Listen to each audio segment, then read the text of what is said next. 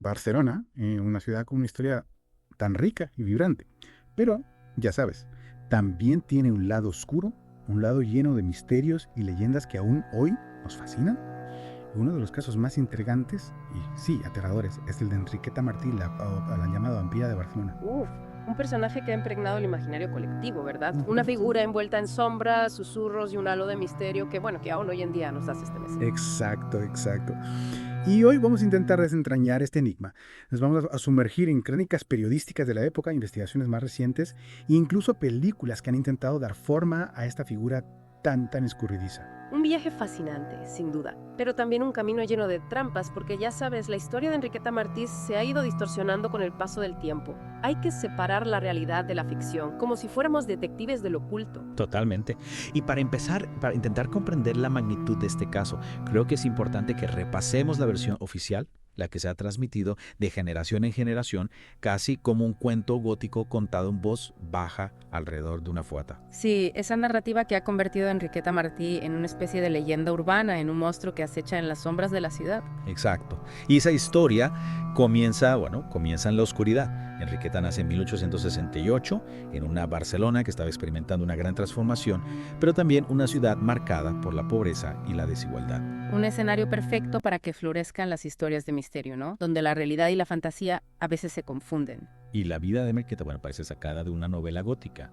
Pobreza, prostitución, un matrimonio fallido, como si el destino lo hubiera marcado desde su nacimiento. Un comienzo que la sitúa en los márgenes de la sociedad, en esos espacios oscuros donde la desesperación y la miseria son el pan de cada día. Y es en ese contexto donde Enriqueta adopta la máscara de curandera, ¿no?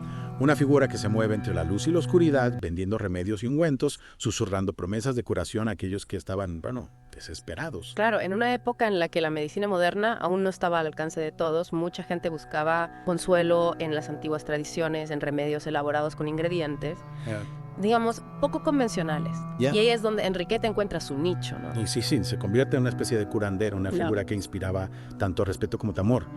Pero el velo del misterio, el velo que realmente la convertiría en leyenda, se desgarra en 1912, el 10 de febrero de ese año, para ser exactos. Ahí es cuando desaparece Teresita Guitar, ¿verdad? Una niña que, bueno, que simplemente se desvanece en el aire como un fantasma. Exacto. Y la búsqueda frenética de Teresita conduce a la policía hasta la morada de Enriqueta en la calle de Poniente. Un lugar que pronto se convertiría en un escenario de pesadilla. Lo que encontraron allí, bueno, es el combustible que alimentó la leyenda de la vampira de Barcelona. La descripción que hace la policía del apartamento de Enriqueta es realmente escalofriante. Sangre, huesos dispersos por todas partes, restos humanos conservados en frascos. Un saco con ropa de niño manchada de un rojo ominoso. Una imagen macabra, sin duda. Y la prensa de la época, bueno, no dudó en aprovechar la oportunidad para crear un monstruo. Enriqueta se convirtió en la encarnación del mal, en una especie de bruja de cuento o una vampira que se alimentaba de la inocencia. Y para añadir más leña al fuego, surge el testimonio de Angelita, la otra niña que encontraron en el apartamento de Enriqueta. Angelita afirma haber presenciado el asesinato de otro niño, de un tal Pepito, a manos de Enriqueta. Uf, con ese testimonio, la histeria colectiva se desata. Enriqueta se convierte en la culpable perfecta, en la bruja a la que hay que quemar en la hoguera. La presión social es enorme. La gente exige respuestas, exige justicia. Y empiezan a circular rumores de que en el apartamento de Enriqueta se encontró una lista con nombres de la élite barcelonesa, clientes de sus supuestos servicios macabros. Un secreto que, de ser cierto, amenazaba con desgarrar el tejido de la sociedad. La vampira de Barcelona se había convertido en algo más que una asesina. Se había convertido en un símbolo de la corrupción, de la oscuridad que se ocultaba tras la fachada de la alta sociedad. Y Enriqueta muere en prisión en 1913, antes de que se celebre el juicio. Oficialmente muere por causas naturales, pero los rumores de que fue linchada por sus compañeras de celda persisten hasta el día de hoy. Su muerte, lejos de cerrar el caso, lo envuelve en un halo de misterio aún mayor. La vampira de Barcelona se convierte en una leyenda, en un fantasma que aún recorre las calles de la ciudad. Pero ¿y si la historia no fuera tan simple?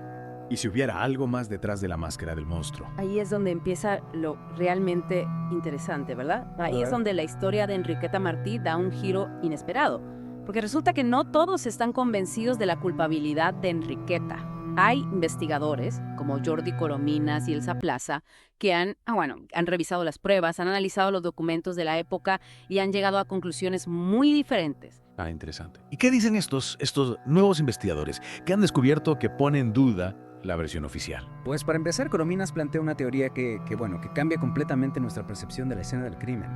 Según él, la sangre que se encontró en el apartamento de Enriqueta no era de sus víctimas, sino de la propia Enriqueta. Al parecer padecía un cáncer de útero bastante avanzado y es posible que las manchas de sangre fueran producto de su enfermedad y no de ningún crimen. Caramba, eso sí que es un giro inesperado. Si es cierto, la imagen del apartamento de Enriqueta como un matadero se desmorona por completo. Exacto. Y no solo eso, Corominas también cuestiona el origen de los huesos. Dice que no hay pruebas concluyentes de que sean humanos y que de hecho podrían provenir de un cementerio. De un cementerio. ¿Y para qué iba a querer Enriqueta huesos de un cementerio? Bueno, hay que recordar que Enriqueta se presentaba como curandera, ¿no? Y en aquella época el uso de huesos en rituales y remedios, que era algo, bastante común. No sería extraño que Enriqueta los utilizara para elaborar sus pócimas y ungüentos. Ya veo. O sea que la imagen de Enriqueta, como una asesina en serie, empieza a desdibujarse. ¿Y qué hay de Elsa Plaza? Ella también aporta alguna nueva perspectiva al caso. Claro que sí. Elsa Plaza se centra en los famosos ungüentos de Enriqueta. Esos ungüentos que, según la leyenda, estaban elaborados con grasa humana. Los ungüentos que le dieron a Enriqueta el apodo de la vampira. Exacto. Pues bien, tras analizar los documentos y las pruebas, afirma que nunca se pudo demostrar que esos ungüentos contuvieran restos humanos. O sea que otra pieza clave de la historia oficial se tambalea. Si ni la sangre, ni los huesos, ni los ungüentos son lo que parecen ser, ¿qué queda de la vampira de Barcelona?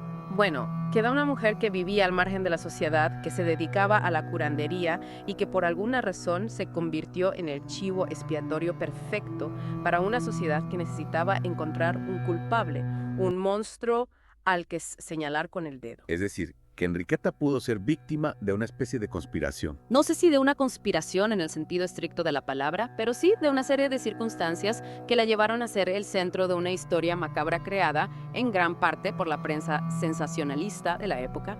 Hay que recordar que a principios del siglo XX Barcelona estaba viviendo una época de grandes cambios sociales, de mucha agitación política y también de un gran interés por lo oculto, por lo paranormal. Un caldo de cultivo perfecto para que surgieran leyendas como la de la vampira de Barcelona. Exactamente. Y Enriqueta, con su imagen de curandera, con su vida al margen de las normas sociales, encajaba perfectamente en ese relato de misterio y horror que la prensa quería vender. No olvidemos que los periódicos de la época competían ferozmente por la atención del público y no dudaban en recurrir al sensacionalismo, a la exageración y a veces incluso a la invención para conseguirlo.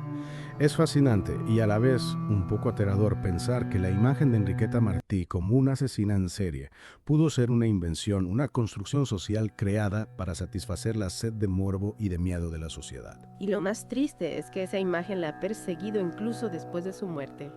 Enriqueta murió en la más absoluta soledad, abandonada por todos, convertida en un monstruo a los ojos de la gente.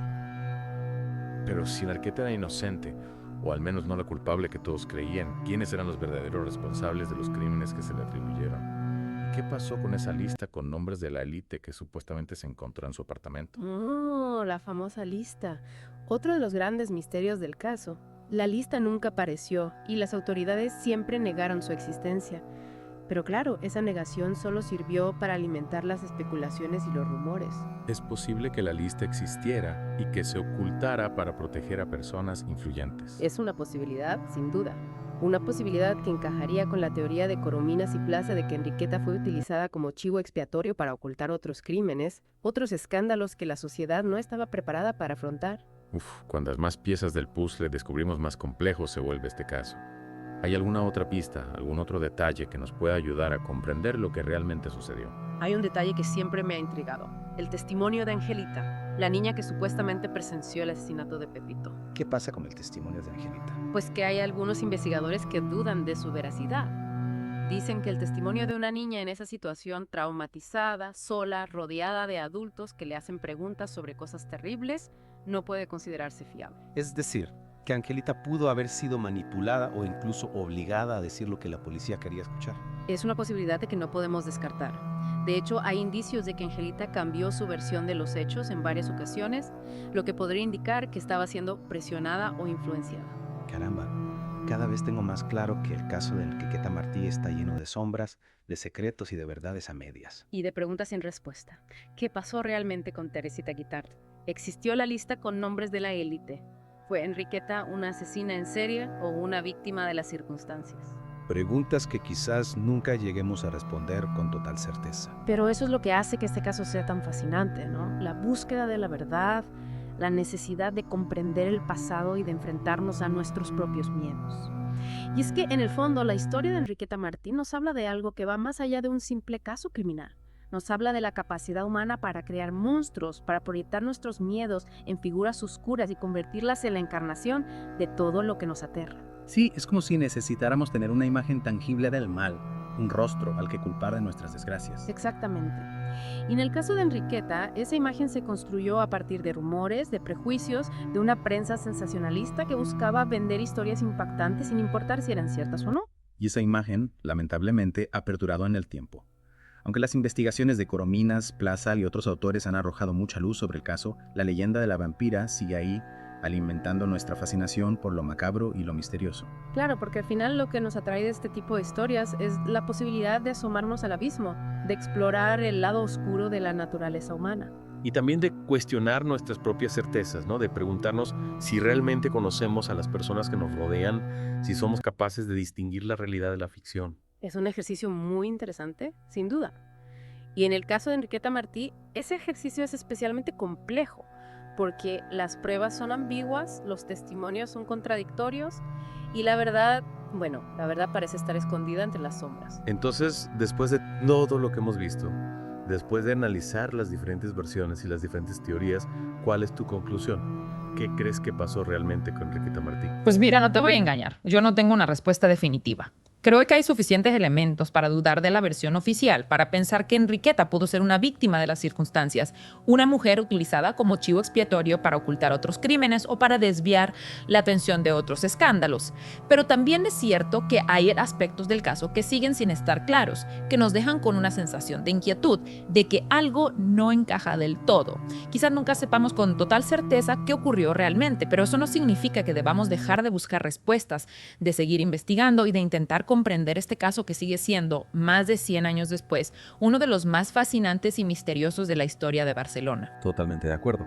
El caso de Enriqueta Martí nos demuestra que la realidad puede ser mucho más compleja y más oscura de lo que imaginamos, y que a veces los monstruos que creamos son solo un reflejo de nuestros propios miedos y de nuestras propias inseguridades. Muchas gracias por acompañarnos en este viaje a través de la historia y del misterio, y esperamos que hayan disfrutado de esta inmersión en el caso de Enriqueta Martí, la vampira de Barcelona. Ha sido un placer.